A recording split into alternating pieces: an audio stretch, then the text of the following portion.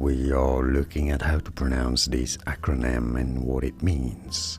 So what does it stand for? AED stands for automated or automated in American English, automated, external, external.